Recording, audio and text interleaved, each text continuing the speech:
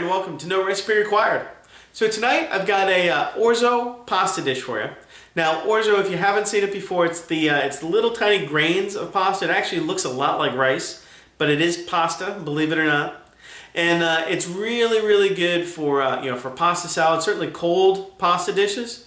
I happen to be serving mine hot. We're going to serve it with, we're going to cook it off, then we're going to serve it with a kind of a mix of summer vegetables. I got a little squash in there, some corn, some tomato. It's all absolutely fabulous.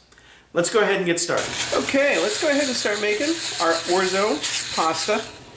Now this is the pasta shape. It looks kind of like rice, but it is not rice. It is pasta.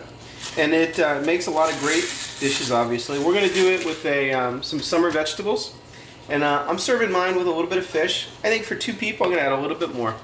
I say, kind of a handful a person is maybe the general measure. First thing we're going to do is just boil it off until it's done, just like we would do any normal pasta. Stir it a little bit. Ooh, don't forget to put salt in our water. And once it's done, we'll drain it. We'll come back. We'll start adding some vegetables. Okay, I started our orzo pasta a couple minutes ago. And we're going to try and time it so it all comes down together.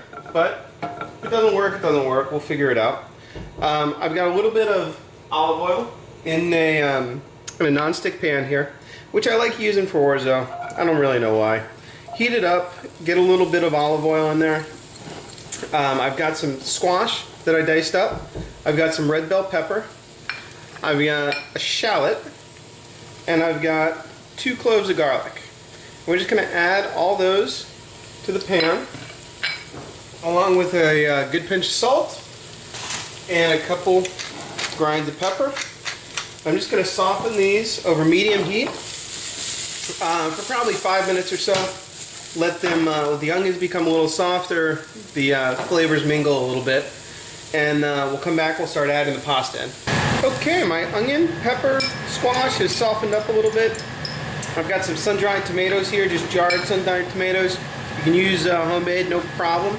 I'm just going to add those in. They're obviously already cooked. I just like to heat them up a little bit. Again, let the flavors mingle.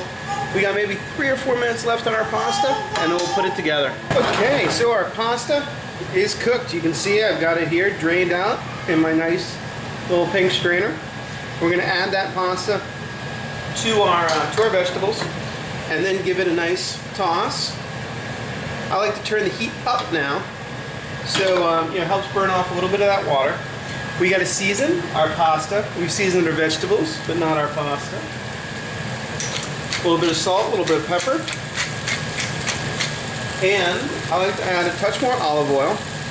I'm just going to let this saute together for probably 4 minutes, and we're going to come back, finish it with just a little bit of herb. Okay, so after a couple minutes you'll start hearing that sizzle of the pasta, which is exactly what you want. After a few tosses you get everything incorporated. I'm going to finish it with a couple tablespoons of chopped parsley, and a few, maybe a third of that was chopped basil, and then a good squeeze of lemon juice, almost half a lemon, maybe again a third of a lemon, right over the top. Give it another toss to incorporate those herbs, kill the heat, and we are ready to serve. Let's go plate it up. Okay, let's plate up our delicious and nutritious, because we've got all these vegetables in here, orzo pasta. Great summer way to cook some pasta. I'm serving mine with a little bit of baked halibut with a tomato sauce on top. I've got my fish here that we baked off in the oven. We just want to loosen that up. Put that guy right on top.